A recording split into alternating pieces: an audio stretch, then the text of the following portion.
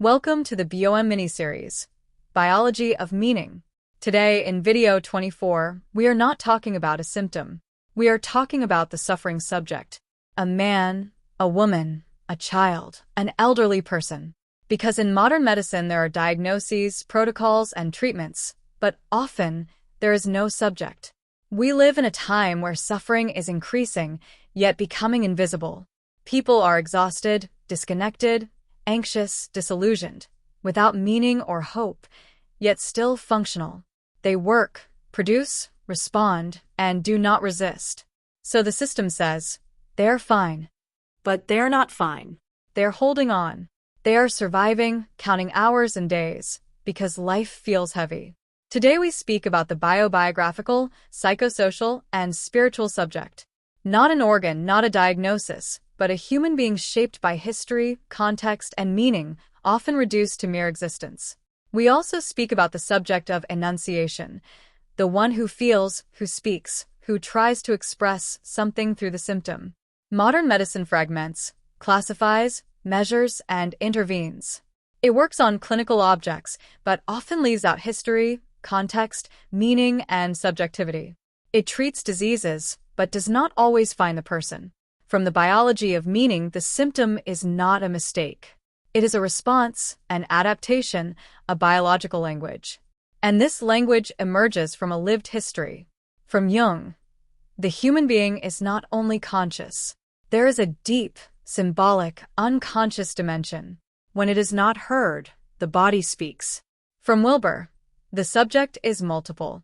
There is an inner dimension of meaning and emptiness, an outer dimension where the body expresses what cannot be processed, a cultural dimension that defines what is allowed to be felt, and a systemic dimension that structures life.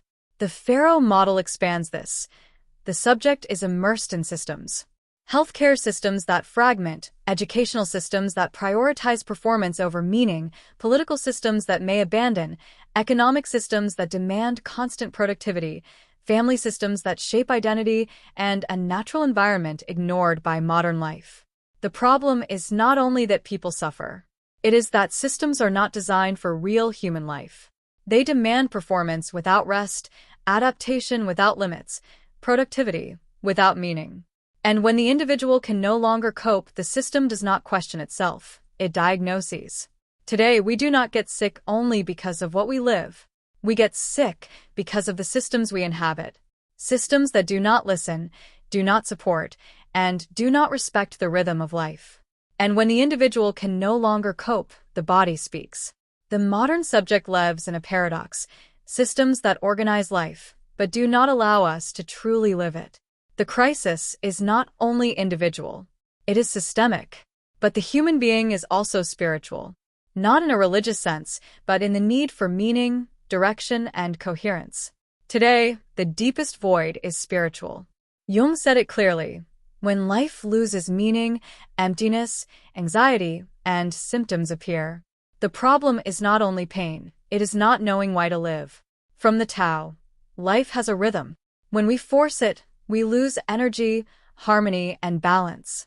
The body becomes exhausted because life stops being livable. From Aristotle, the human goal is eudaimonia, to live well, to fulfill one's nature, and ataraxia, inner peace. Human beings are not meant only to survive, but to live in fullness. Yet today, systems do not teach how to live.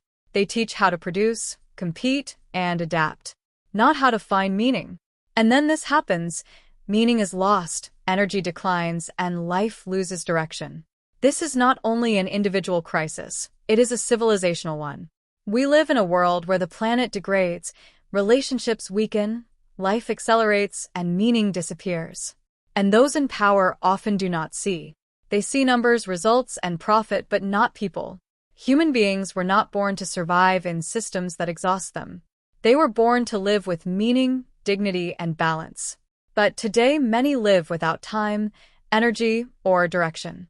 And when the soul finds no place, the body begins to speak. Illness is not only biological. It can be a loss of meaning, a disconnection from the self, a life without direction. Without a spiritual dimension, there is no complete health. Today, systems speak of efficiency and performance, but not of meaning or human suffering.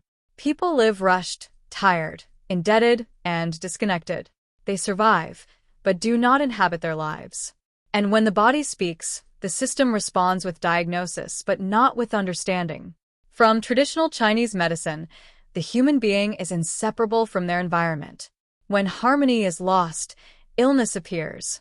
Living without meaning is losing vital energy. The Pharaoh method proposes something radical: to see the person again, not as a passive patient, but as a being with history, voice, and meaning. To listen, to understand, and to restore coherence. The greatest problem today is not only disease, it is the loss of a subject. When a person can no longer say who they are, what they feel, and what they need, the body says it for them. There is no health without a person, without history, without context, without meaning. When the subject disappears, the body cries out to exist again. You are not a diagnosis. You are a living story. Subscribe, like, comment, and share to raise awareness. Study with ESSI, the Pharaoh Integral Method. Learn science with consciousness, because in health, knowledge is not neutral, it is vital.